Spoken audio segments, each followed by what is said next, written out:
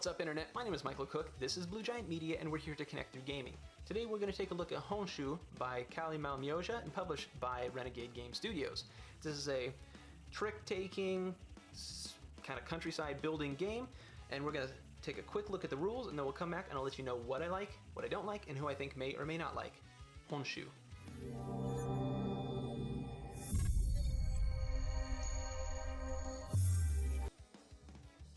Okay, so here I have Honshu set up for 3 players.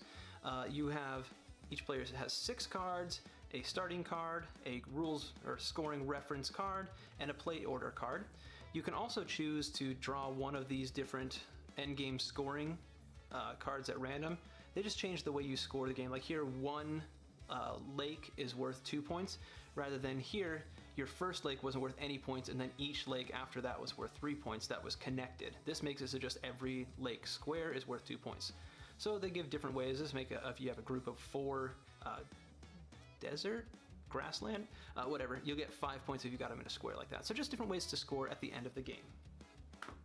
Alright, so the way each round is going to go is starting with whoever has the number 1, they are going to choose a card from their hand and play it. And whatever card they play, if they want, they can choose to take one of the goods from in front of them and play it on that card to increase the value of that card by 60, because you see that there's numbers for all of these. That's because this is a trick-taking type game, and they're numbered 1 through 60. So if you got the 1 card and you throw this on there, that basically works like trump. Makes it so that you get to jump up in turn order.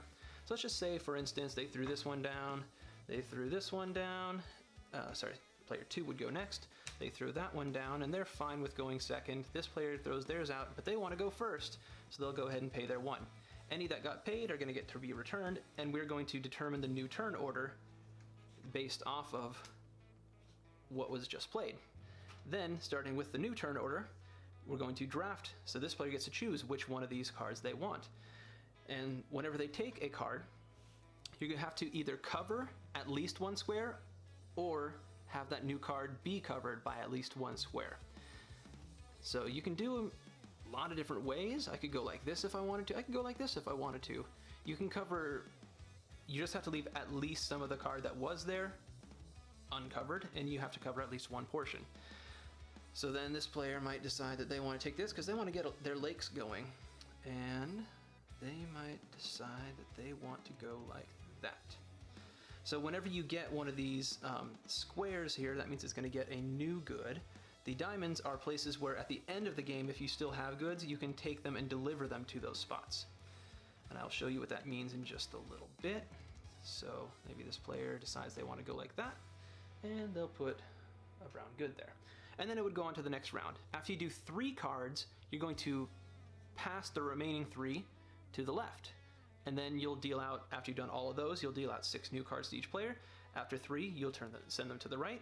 After 12 rounds then, whoever has the most points is going to be the winner. And what I mean by being able to deliver, let's say I had this right here. At the end of the game, I can take resources and send them to that factory to score the number of points shown on here. So right here, that means that I would get 3 points for delivering a yellow good to that factory. Things you score points for is at the end of the game, every forest is worth 2 points. Your largest city is going to score 1 point per square.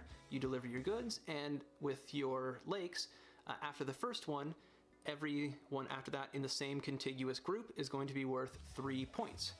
And then whoever has the most points is going to be the winner. Alright, so now that you have a pretty good idea of how to play through Honshu, I want to let you know what I like about the game. First of all, I think it's really interesting, that kind of juxtaposition of the trick-taking with drafting the cards and building up your countryside. I really enjoy building up the countryside, and I think that the use of the kind of extra goals is really helpful to mix the game up, because otherwise it can be pretty much the same game every time, and it still does suffer from that a little bit, but ultimately I appreciate that, and I find it does make it a lot of fun still. It's a fun game. I'm going to jump straight into the things that I don't like, though. The artwork is pretty bland. This is part of a trilogy of games that he is making.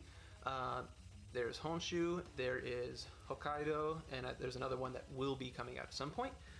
In Hokkaido, they've introduced drafting rather than trick taking.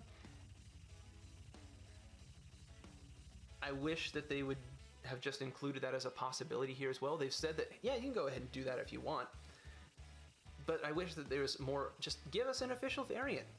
I like being able to have that flexibility. Some people are just, I don't mind. I like the trick-taking part of it. I think it's interesting. But there's some people who are just not a big fan and they think it's just cumbersome and it's a waste. It's a pointless endeavor. They should just put a PDF on your website, put it on Board Game Geek, let us know this is how you do it. These are the small changes that you will make. Honestly, I don't see the point in a lot of ways of why it's being split across different games. I really like the kind of terraforming aspect that Hokkaido has that this doesn't, where you can kind of discard a couple of those goods rather than saving them for endgame. You can discard those and you can get a square based off the color of the good that you discard to put directly onto your map to maybe connect two things to cover up something you don't want.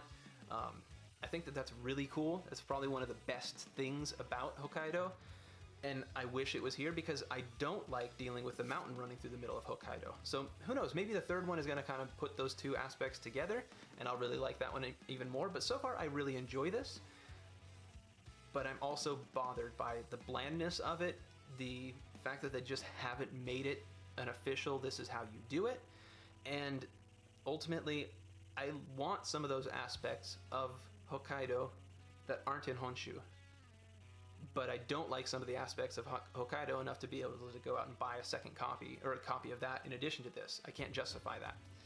So who's gonna like this game?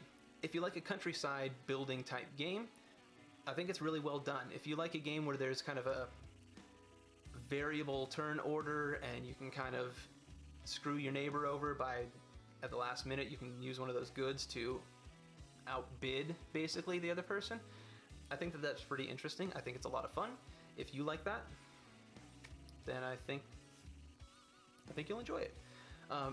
People who won't like this game are those who tend to want a more, well, this is definitely not a thematic experience, especially that juxtaposition of the trick taking along with the countryside building. It doesn't mesh. It doesn't make any sense. It's maybe a pasted on theme. So I know that bothers a lot of people. I typically don't care, but if you like something that's more thematic, it's not it.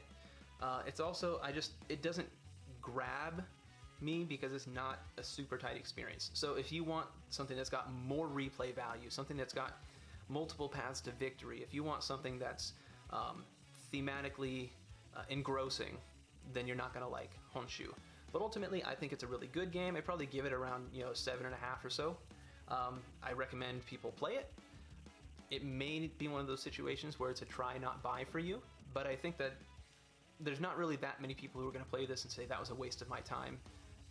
Well, I can't say that. There's definitely going to be people who say that because there will be people who say that about every game.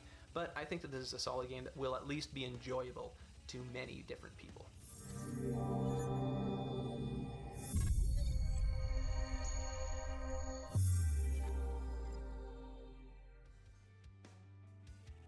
Alright, so let's go ahead and take the spotlight off of Honshu by Kali Malmyoja and published by Renegade Game Studios. If you want to know more about Honshu, take a look in the description section for links to my unboxing, as well as a setup and more involved gameplay sample. And you can also find a link there to macronovagames.com where you can buy Honshu and a whole bunch of other great games. Until next time, I want to thank you so much for watching. Please like, share, and subscribe if you like what you see, and let me know in the comment section below if you have any feedback for me, questions, comments, corrections, and basically whatever you want about Honshu or gaming in general, because I'd love to connect with you. So, as always, enjoy the rest of your day.